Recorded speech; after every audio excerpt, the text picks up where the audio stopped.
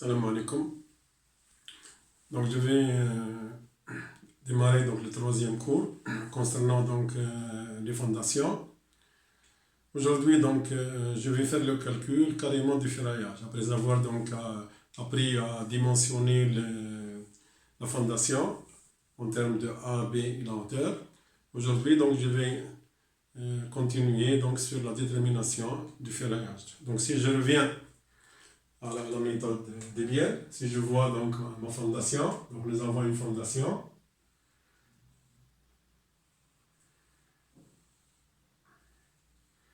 Avec un effort ramené par le poteau NS, qui est réparti, donc il va être réparti dans le poteau. On a dit donc qu'il est réparti dans le poteau. Et ensuite, il est réparti sous forme de bielle vers le sol.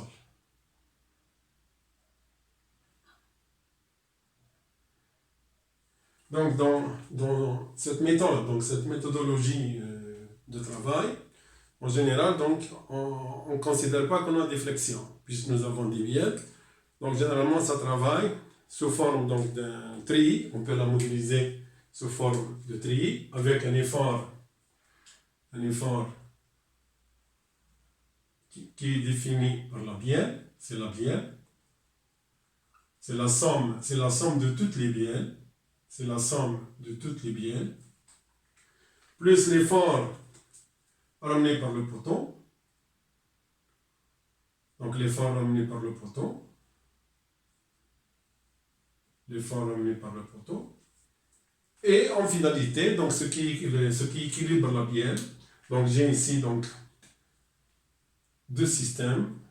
Un vecteur force dans ce sens, un autre vecteur dans ce sens. Donc il faut qu'il soit équilibré par un autre effort, qui est un effort de traction, de telle manière que la somme donne la bielle. Ce qui fait que ici, c'est la force de traction dans l'armature, qui doit assurer donc l'équilibre, Bien sûr, ici, donc nous avons un fonctionnement bielle, sauf que la bielle, ce n'est pas celle-ci uniquement, c'est l'ensemble des bielles intermédiaires. Ce qui fait que à chaque niveau, par exemple à ce niveau-là, la bielle de ce niveau-là, elle crée une traction qui est celle-là. Donc la bielle finale, l'effort total de traction, c'est une sommation de toutes les bielles. À partir de 0, à partir du point 0, jusqu'à ce point-là. Donc toute cette longueur, je peux la définir par, comme on l'a déjà défini au départ, c'est B moins B sur 2. Donc c'est une sommation de toutes les bielles, à partir de 0 jusqu'à ce point-là. Et bien sûr, c'est une sommation qui dépend uniquement de la position, donc elle sera une fonction, donc c'est une fonction, donc la force de traction par longueur, en fonction de x, si je prends cet axe-là, x par exemple, et bien elle sera une fonction linéaire, f de x, elle est fonction de a, x en général. Ça veut dire que nous avons, si je schématise ici la bielle, la sommation des bielles, ce sera donc de forme triangulaire. C'est-à-dire que c'est un demi de la force max totale. C'est un demi de la force max totale. Puisque c'est une variation linéaire. Ici, la bielle, elle provoque une traction 0. Et ici, elle provoque le maximum. Ici, c'est le max. Donc, si j'écris ici, donc je vais avoir, en termes de bielle, donc je vais avoir la diagonale. C'est la force dans la bielle. j'ai la force de compression ramenée par le poteau. Donc ici, nous allons avoir la force de compression plus j'ai une symétrie. Donc ce sera un demi. Donc chaque partie va prendre un demi de NS. Donc ici, j'ai un demi de NS. Et pour avoir cette bielle-là, normalement c'est un demi, donc elle représente un demi de la force totale. Donc je vais avoir ici, pour équilibrer le système tout entier, j'aurai ici 2 fois Ft. 2 fois Ft. 2 fois Ft. Un demi de 2 fois Ft, c'est égal à Ft pour que je raisonne avec la bielle globale. Donc, en termes d'équilibre ici, qu'est-ce que je vais avoir? Je sais que tangente θ, donc l'angle LED, tangente θ, c'est égal à 2 fois Ft sur 1 demi de NS. Ça, c'est la tangente θ. Et je sais aussi que tangente θ en fonction des dimensions, puisqu'ici c'est B moins B sur 2, ici c'est le fameux D, c'est le D, et bien tangente θ aussi, tangente θ est égal à B moins B sur 2, c'est égal à B moins B sur 2, ok, divisé par D, donc sur 2D. Et donc, en faisant l'égalité, on aura 2 Ft, 2 fois Ft, la force de traction, elle est égale à, donc c'est égal à 1 demi de NS multiplié par B moins B sur 2D. Et donc en finalité, Ft, la force traction dans l'armature, qui doit équilibrer donc le système de Biel, elle est égale à NS multiplié par B moins B sur 8 fois 8, donc 2 fois 2 fois 2, 8 fois D. Ça, c'est la relation d'équilibre qui donc nous permet de déterminer la force de traction dans l'armature. Je sais aussi que la force de traction dans l'armature, si j'écris la force de traction dans l'armature, je sais que Ft, la force de traction, elle est égale à la section d'acier multipliée par sigma S limite. Sigma S limite. J'avais dit que nous sommes donc en traction. Nous sommes en traction et nous sommes dans un état, comme j'ai expliqué auparavant, soit préjudiciable, soit très préjudiciable. Donc sigma S limite, elle va dépendre, sigma S, elle dépend, elle est fonction du milieu. Elle est fonction du milieu. Soit que le milieu est préjudiciable, soit qu'il est très préjudiciable. Et je pourrais donc, en égalisant ces deux équations, si j'égalise ces deux équations, je vais avoir quoi? Donc, je peux tirer AS directement de cette formule-là, et j'aurai donc sigma AS, l'armature AS est égale à NS multiplié par B moins B sur 8 fois D sigma S limite. Ça, c'est l'équation, qui me permet donc de déterminer l'armature dans le sens B. Dans le sens A, c'est la même chose. Donc j'aurai deux ferraillages, un ferraillage dans une direction et l'autre dans l'autre direction. Donc ici, je peux définir ça comme étant dans le sens B. Et je pourrais aussi déterminer de la même manière ASA dans la direction A, c'est égal à NS multiplié par A moins petit a sur 8 fois D sigma S limite. Ça c'est donc pour dimensionner à peu près, pour pouvoir donc dimensionner et calculer le ferraillage à disposer dans notre fondation. Donc c'est très très simple et on peut voir ici que le ferraillage, il sera, vous avez ici la même chose, NS, 8 fois D sigma S, 8 fois D sigma S. Donc le seul paramètre qui intervient ici, qui change, c'est le B moins B et le A moins A. Donc plus la différence, elle est importante, et plus vous avez de ferraillage.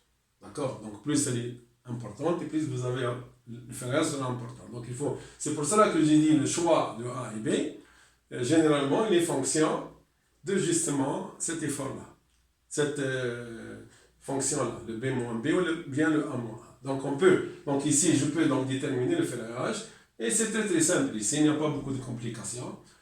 Connaissant l'effort, connaissant les dimensions de ma fondation, connaissant donc le D, connaissant le milieu où est-ce qu'on est. Ici, nous avons possibilité d'avoir deux milieux, comme j'ai dit. Donc, en fonction de chaque milieu, ça lui correspond à une contrainte de travail limite, définie par les règles BAL. Je pourrais les écrire les deux. Vous avez soit, généralement, nous avons sigma S limite, donc le milieu préjudiciable. Ça, c'est déterminé en fonction de la fissuration, Donc, quand le milieu est préjudiciable, on limite un peu la fissuration. Et quand il est très préjudiciable, on limite encore d'autant plus. Généralement, sur les alentours d'une fissure, pour un milieu préjudiciable, on peut aller jusqu'à 0,2-0,3 mm. Mais dans le cas des milieux très préjudiciables, en général, c'est 0,1 mm. Ce qui fait que pour limiter la fissuration, je suis obligé de limiter les contraintes dans les aciers. Donc, pour les milieux préjudiciables, nous avons sigma S, c'est le minimum entre 2 tiers de FE, la contrainte élastique des aciers, ou bien 110 racine de eta FT, la contrainte de traction. Ça, c'est pour le milieu dans le cas où nous sommes préjudiciables. Dans le cas où nous sommes très préjudiciables,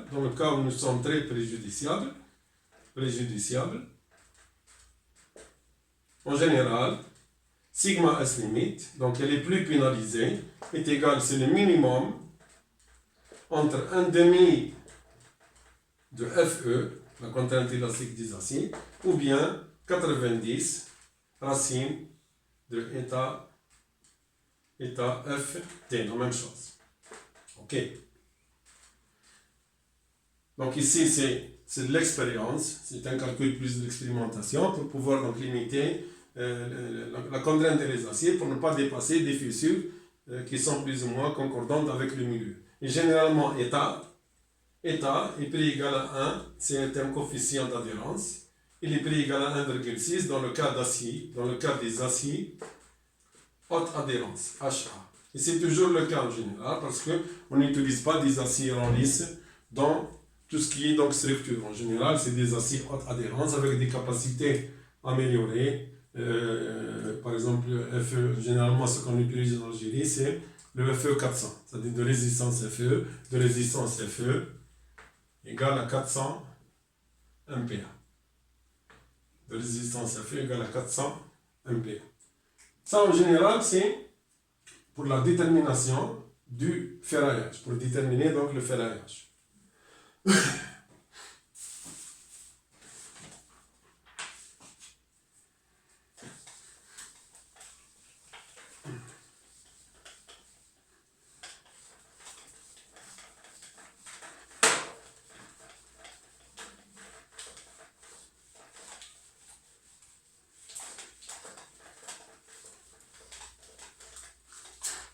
Donc maintenant on sait a priori, si on connaît la charge, connaissant la contrainte au sol, on va, donc si je récapitule, donc si je connais un S, un S, sigma sol admissible, et bien je peux, premièrement donc, déterminer les dimensions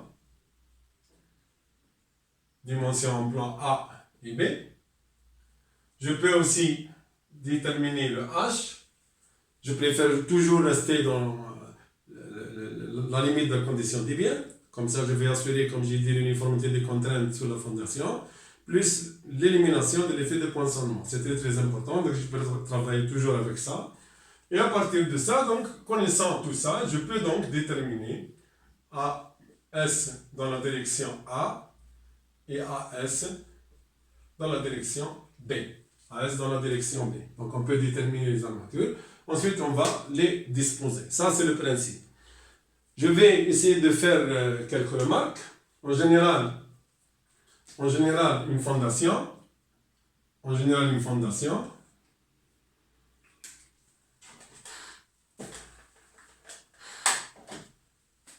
Généralement, une fondation. Elle fait partie d'un ensemble, ce n'est pas une fondation isolée, donc elle fait partie d'un ensemble de fondations. Si vous avez par exemple un bâtiment, si vous avez un bâtiment avec des axes, et bien vous allez avoir des poteaux, et sous ces poteaux, bien sûr, chaque poteau va ramener une charge, et sous ces poteaux, vous allez avoir vos fondations. Qui seront donc dimensionnées. Donc vous allez avoir les fondations. Pour répartir la charge au niveau donc du sol.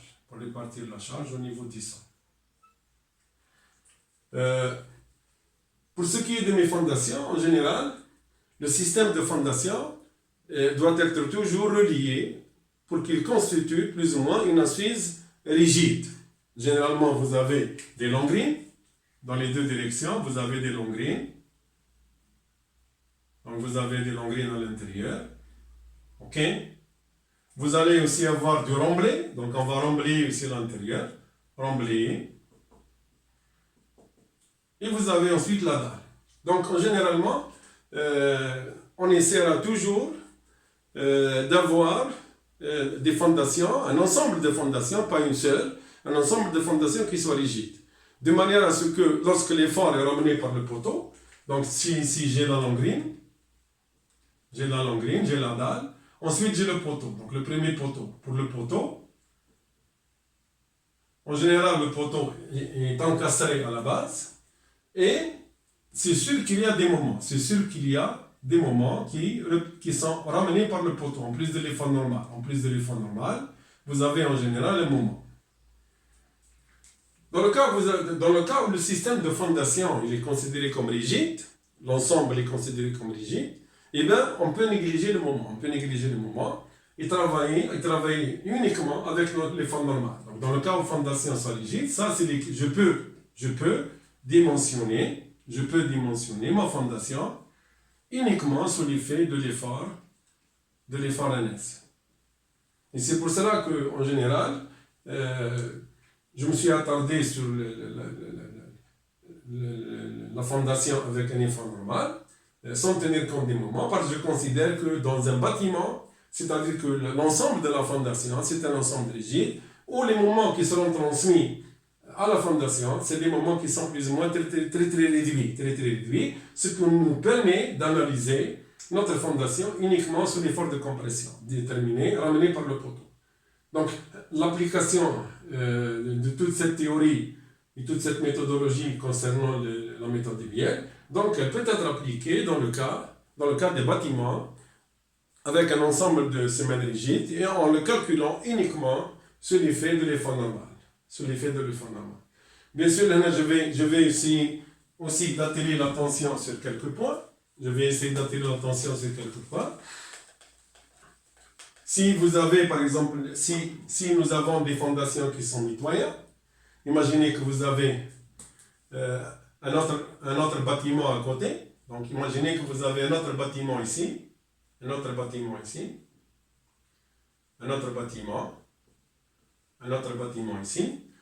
Ici, nous allons avoir des semelles qui sont Donc il va y avoir donc des poteaux, d'autres poteaux pour l'autre bâtiment. Et on fait ce qu'en généralement, vous avez un joint. Vous allez créer un joint parce que le bâtiment, il est totalement indépendant de l'autre. Ou bien vous avez par exemple des dimensions importantes. Généralement, au-delà de 25 à 30 mètres, au-delà de 25 à 30 mètres, il faut faire un joint de dilatation, dans le bâtiment. Il faut couper le bâtiment pour éviter l'effet de la température et l'effet du retrait. Donc en général, chaque 25 à 30 mètres, si le bâtiment dépasse les 30 mètres, c'est obligé donc de créer un joint quelque part. Si je crée un joint quelque part, c'est un joint de dilatation. Donc beaucoup de personnes en général font pour la même fondation jumelée. Donc ici c'est une fondation jumelée entre deux poteaux. Et bien il y a des personnes qui font le joint à partir de la fondation. Donc le premier poteau, ensuite le deuxième poteau. Vous allez avoir ça. C'est-à-dire le joint, il le ramène juste au niveau de la fondation. Ça, c'est pas bien, parce que en général, dans l'infrastructure, l'effet de dilatation n'existe pas. Il n'y a pas d'effet de dilatation dans l'infrastructure, parce que l'infrastructure, elle est donc au niveau du sol, l'effet de la température n'y est pas. Vous allez toujours avoir une température ambiante au niveau du sol. Donc il n'y a pas une grande température, une grande élévation de température. Ce qui fait généralement, j'ai pas besoin que mon joint coupe la fondation. J'ai pas besoin que mon joint coupe la fondation. Bien, ce cas-là, c'est pas bien parce que je suis en infrastructure. Il est préférable parce que si je fais ça, j'ai un ferraillage ici, donc j'ai le ferraillage que je calcule en bas. Mais dès qu'un poteau se déplace, s'il y a mouvement d'un bâtiment par rapport à l'autre, on peut avoir une fissuration ici, Et je suis obligé dans ce cas-là de mettre encore des armatures pour absorber justement cet effet-là, cet effet parasite. Donc de préférence en général, on ne fait pas de joint en infrastructure. C'est-à-dire que le joint, donc au niveau, je fais une autre conception, je vais avoir ma fondation, je vais avoir les deux poteaux coulés directement les deux poteaux. Ensuite, quand je vais avoir ma longrine, donc le niveau longrine, ok, ça c'est la longrine. Ensuite, donc je sors le joint à partir du rez-de-chaussée. Donc ici, donc à partir du rez-de-chaussée, je fais le joint. Le joint ici, il sera fait au niveau. Le joint, il sera fait à partir du rez-de-chaussée. Donc il est plus pratique et plus intéressant de faire le joint à partir du rez-de-chaussée. En général, tout ce qui est infrastructure, le joint n'est pas nécessaire. Parce que vous n'avez pas un effet de température. En général, vous avez toujours les murs en contact de l'humidité, en contact de la terre. Donc généralement, c'est pas la peine. Donc c'est comme ça qu'on fait en général. Il y a aussi des cas, il y a un autre cas par exemple, où vous avez un terrain. Dans le cas où vous avez par exemple un terrain, vous avez un terrain, et vous avez par exemple la couche de fondation, elle n'est pas la même. Donc pour trouver par exemple le bon sol, ici par exemple, je vais juste faire une fouille ici. Donc j'ai ma première fouille. Et je vais avancer. Donc ici, je vais avoir ma deuxième fouille. Et je vais avoir ma troisième fouille. Concernant le bon sol. Et bien sûr, je vois que H1 ici est différent de H2 est différent de H3. H1 est inférieur, H2 est inférieur. Beaucoup de gens, en général, se demandent est-ce qu'on peut faire des fondations à des niveaux différents? Parce que je cherche le bon sol, ça se pourrait qu'il ait une inclinité, et donc nous n'avons pas la même profondeur dans les fouilles. Et on se demande des fois, est-ce qu'on est obligé, par exemple ici, est-ce qu'on est obligé de faire des fouilles au même niveau que celle la plus pénalisante? Non. On n'est pas obligé de le faire. On n'est pas obligé de le faire. Il suffit donc d'aboutir au bon sort. Il suffit d'aboutir au bon sort. Vous allez avoir votre fondation qui sera coulée ici. La première fondation. La deuxième fondation, elle est plus basse. La troisième fondation, elle est encore plus basse. Et généralement, ce qui sera différent ici, parce que on veut avoir le même niveau RDC, on veut avoir le même niveau au niveau de l'RDC, et bien ce sera au niveau des amorces poteaux. Vous allez avoir des amorces poteaux qui seront différentes. Vous allez avoir des amorces poteaux qui seront différentes. Donc là, il faut pas jouer, il ne faut pas aller creuser de telle façon à avoir le même niveau au niveau fondation. Non, c'est pas obligatoire, c'est pas obligatoire. Il suffit donc de jouer sur les amorces poteaux. Vous pouvez donc ici sur la petite amorce poteau, la moyenne est la plus grande.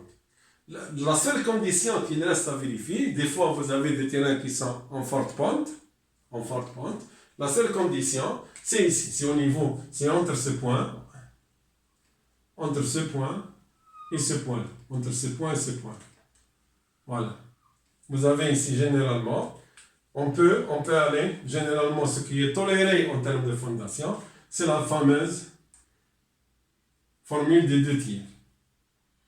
C'est la fameuse formule de 2 tiers. Si la dénivelée entre la première fondation et la deuxième fondation, elle est inférieure à 2 tiers, donc le problème ne se pose pas.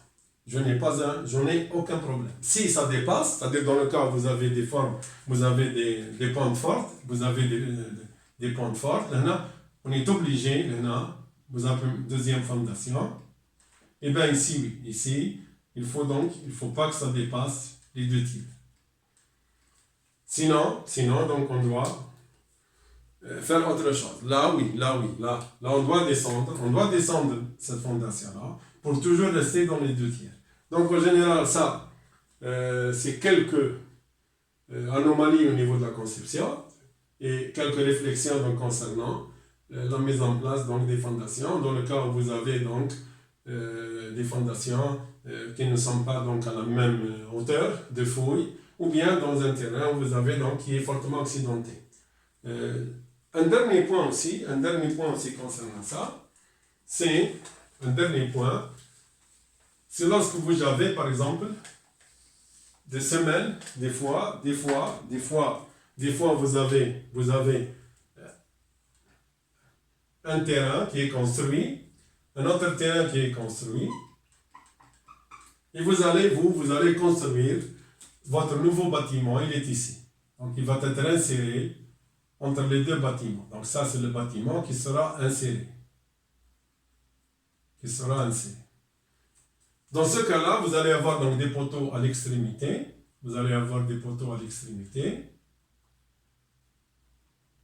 Et vous ne pouvez plus avoir des fondations avec un poteau centré. Le poteau n'est plus centré, il sera décalé. Si je vois par exemple les fondations mitoyennes, vous allez avoir donc le poteau avec sa fondation. Okay. Donc si je dessine, je vais voir la fondation et le poteau ici. Donc la charge ramenée à S, donc elle est ici. Donc la charge, elle est ici. Ok. Et le centre de gravité de la fondation, il est sur l'axe. Et bien dans ce cas-là, on ne peut plus donc centrer le poteau. Et d'un point de vue comportement, c'est un mauvais comportement. Vous allez avoir donc une rotation de votre fondation, parce qu'ici je peux assimiler ça à une fondation, et vous avez un moment qui est créé. Donc vous allez avoir votre fondation avec les formes normales ramenées par le poteau NS, et vous avez donc la création d'un moment MS qui est égal à NS multiplié par l'excentricité qui est entre l'axe de la fondation et l'axe du poteau. Donc ça, vous allez avoir ici l'excentricité EC. Et donc là, vous allez avoir un soulèvement de votre fondation, donc vous allez avoir des contraintes qui ne sont plus uniformes, vous allez avoir des contraintes ici le maximum, et ici un minimum. Donc vous allez avoir une contrainte comme ça. Vous allez avoir une contrainte comme ça. Ok. Avec un minimum ici. Et ça se pourrait que vous ayez même un soulèvement de votre sang. Ça c'est très mauvais. Ça c'est très mauvais. Et il faut toujours éviter d'avoir ces phénomènes-là, éviter d'avoir ces phénomènes-là. N'utilisez des fondations excentrées que si et seulement si vous êtes obligé de le faire. On peut trouver d'autres solutions, On en parlera après, sur tout ce qui est donc conception d'une fondation quand elle est excentrée. Qu'est-ce qu'on fait quand elle est excentrée? Ok. Donc ça, à peu près, c'est une finalisation de mon cours avec quelques remarques. Donc on a appris à peu près tout ce qui est dimensionnement des fondations isolées, soumis à un effort axial, tel que le cas général dans le bâtiment. Et j'ai pris quelques cas où vous avez donc des problèmes, dénivelé de terrain, limite mitoyenne de propriété, ou bien avec des niveaux qui sont différents. Okay? Donc ça, c'est à peu près une idée. Même le joint, si j'ai parlé du joint de dilatation, il faut éviter qu'il soit au niveau de la fondation. Il faut le faire sortir à partir de la superstructure.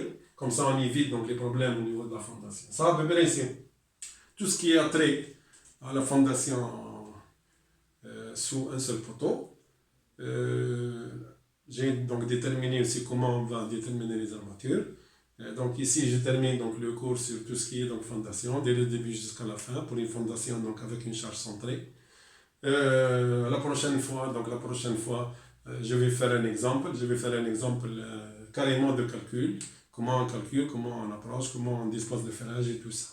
Et je vous remercie donc pour votre attention. Je vous rappelle aussi, si vous avez des questions à me poser, donc vous les écrivez au niveau des commentaires. Chaque fois que je fais un cours, vous pouvez me poser des questions. Je vais répondre dans le prochain cours. Et je vous remercie encore. Allez, bonne soirée.